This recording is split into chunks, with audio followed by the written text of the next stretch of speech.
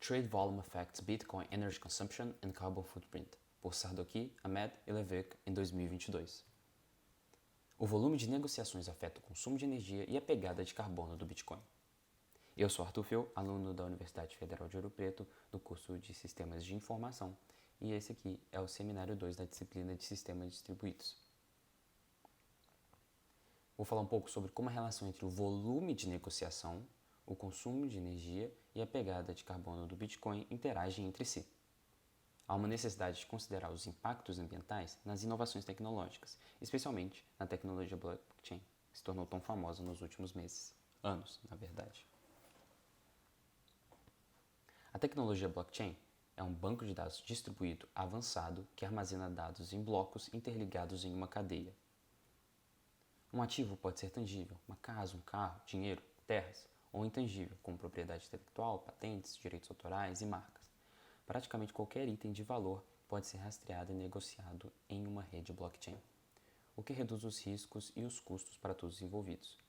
Essa é uma frase tirada de uma reportagem da IBM acerca do blockchain. Falando um pouco mais especificamente sobre o Bitcoin, Bitcoin utiliza uma tecnologia peer-to-peer para operar sem uma autoridade central ou bancos.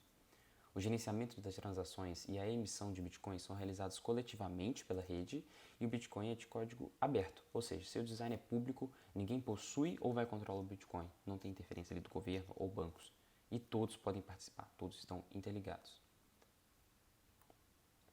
O aumento da adoção do Bitcoin e as preocupações ambientais associadas estão diretamente interligadas com o crash do mercado de ações de 2020, derivado ali da pandemia do Covid-19. Houve então uma alta do Bitcoin com foco em armazenar os valores, visto que as pessoas estavam preocupadas com seus ativos financeiros e queriam armazenar de maneira segura, sem interferências externas. Em média, o Bitcoin observa um crescimento anual de aproximadamente 200%, com o preço máximo de todos os tempos em cerca de $68 mil, ou seja, um Bitcoin equivalia a $68 mil. Atualmente, o seu valor monetário está na casa dos $42 mil. No geral, no valor total, houve uma capitalização de mercado de aproximadamente 1,2 trilhão em novembro de 2021. Acerca da mineração do Bitcoin, é o processo de validar e incluir novas transações no blockchain. Caso ela seja verdadeira, o bloco é incorporado à rede e ganha um código de criptografia, se tornando ali um ativo dentro daquela rede de blockchain. No entanto, esse processo de mineração é intensivo em energia e depende fortemente de fontes baratas intensivas em poluição. O processo de mineração é feito por meio de computadores. Qualquer pessoa pode começar a minerar bitcoins, mas em grandes centros de mineração é utilizado diversos computadores, maquinários pesados em termos de hardware. Então, dito tudo isso acerca da mineração do Bitcoin, o artigo trouxe o objetivo de estudar a interação entre a tecnologia blockchain, com esse foco no Bitcoin, e os impactos ambientais derivados do seu consumo de energia e a pegada de carbono derivada aí do aumento do volume, de negociações do Bitcoin. A metodologia utilizada nessa pesquisa explora 4 interações potenciais: feedback, conservação, crescimento e desprendimento entre variáveis relacionadas ao Bitcoin, utilizando dados diários de fevereiro de 2017 a outubro de 2021, ali parte do pico do Bitcoin. Metodologias de forma mais técnica, foi utilizado o modelo de autorregressão vetorial, o VAR, e a tecnologia geral específica, o GETS. O modelo de autorregressão vetorial, VAR, é uma abordagem estatística que modela a evolução do conjunto de variáveis ao longo do tempo. Cada variável é uma função linear de suas próprias observações passadas e das observações passadas de outras variáveis. O VAR é amplamente usado para prever sistemas de variáveis interrelacionadas e para analisar a dinâmica de resposta de uma variável a uma mudança em outra.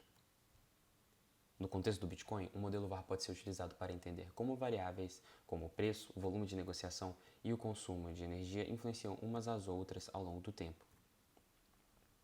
Já o GETS é um método estatístico para modelagem e seleção de modelos econômicos.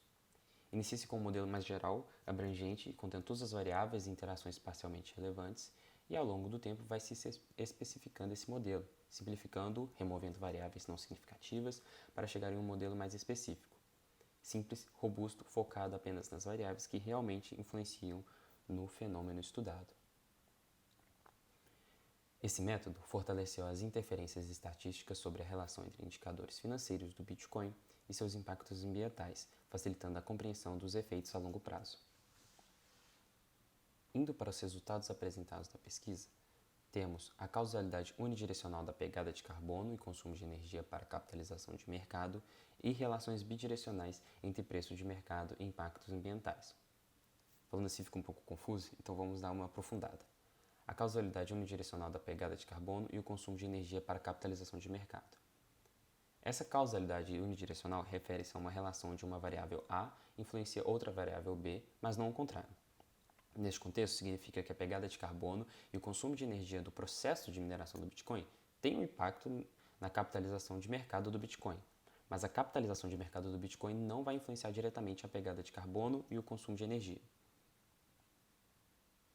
Já para as relações bidirecionais entre preço de mercado e impactos ambientais, temos que essas relações bidirecionais, duas direções, são duas variáveis que se influenciam mutuamente.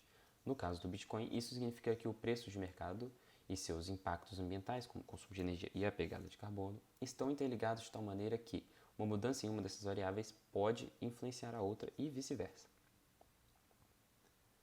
Em um contexto geral, houve um aumento na pegada de carbono. O volume de negociações tem um impacto significativo, com crescimentos associados ao aumento do preço a longo prazo e notável aumento na pegada de carbono e consumo de energia.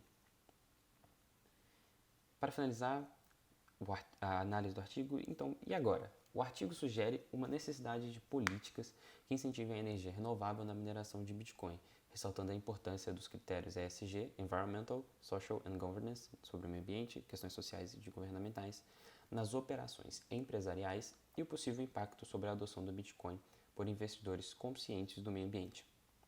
Ou seja, manter essa característica do Bitcoin de investimentos mais seguros, mas com uma certa consciência em relação ao meio ambiente, a forma do uso de energia, né, talvez energias fontes mais renováveis, tratamento dessa pegada de carbono, entre outras abordagens para tomar mais cuidado com a mineração do Bitcoin como um todo, visto que é uma tecnologia muito nova. Agora vou falar um pouco minha crítica sobre o artigo como um todo. Primeiro, de cara, eu tenho essa reportagem aqui, que é do Coin Times, uma revista que vai estar, né, obviamente, um pouco puxando para o lado deles, mas que diz que o Bitcoin bate 50 mil e está salvando o meio ambiente enquanto isso. Essa é uma notícia de alguns anos atrás, mas é importante ver como que é uma situação de dois lados, né? Porque a mineração de ouro, por exemplo, emite muito mais pegada de carbono do que o Bitcoin. Mas ainda assim não é algo que a gente pode ignorar. Eu acho que o artigo vem muito forte nisso, em trazer uma visão nova, uma visão bem abrangente e recente sobre a pegada de carbono, sobre questões ambientais para o Bitcoin, ou seja, e blockchain num contexto geral.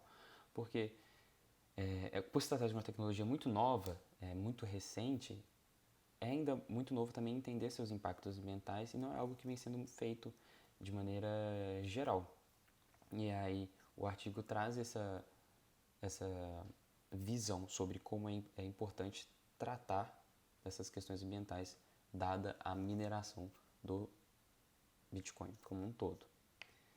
Mas por outro lado, como eu comentei anteriormente, o Bitcoin ainda assim é uma forma de guardar dinheiro, né, por assim dizer, e investir esse dinheiro, porque o ouro é uma maneira muito segura, né, de guardar seu dinheiro e investir ele, em termos de valorização e preço fixo de mercado, mas o Bitcoin vem aí muito forte para trazer esse lugar para ele, mas como investimento, não talvez como guardar, por ser muito volátil, né, a variação do Bitcoin é muito grande, mas em termos de investimento, sendo que tem uma pegada de carbono muito menor que a do ouro, né? E atualmente representa apenas 0,6% dessa pegada como um todo.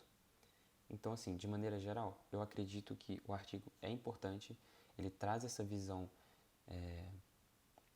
mais específica sobre questões ambientais, não é um artigo muito claro para caso você não tenha familiaridade com essas questões do blockchain, Bitcoin foram questões que eu tive que dar uma pesquisada à parte, né, como eu mostrei ali em pesquisas da IBM ou do CNN, mas de maneira geral é muito bacana ver como há essa preocupação com o meio ambiente, mas sem tem essa questão, né, governamental, ambiental e social, mas ainda assim o artigo não propõe nada muito absurdo, ele só quer ligar, né, ele só quer que pessoas no futuro tenham essa noção de que, ó, já estamos olhando isso, não é algo tão novo mais, já temos essa noção da questão ambiental do Bitcoin. E aí não é algo que vai, por exemplo, ser uma surpresa nessa questão de impacto ambiental, mas também eles não propõem que seja alterada a forma como o Bitcoin funciona, né, para ter, vamos dizer assim, as mãos do governo dentro, ainda é para ser algo isolado, para ser algo, vamos dizer assim, global, né, de todos, em que todos tenham acesso, mas que essa mineração seja talvez ali monitorada para questões da pegada de carbono, e não como o Bitcoin, como o blockchain funciona, e sim como a sua mineração está sendo feita atualmente. Bom, essa foi a minha apresentação. Eu agradeço demais pela atenção e ter assistido até aqui e eu vou ficando por aqui. Muito obrigado.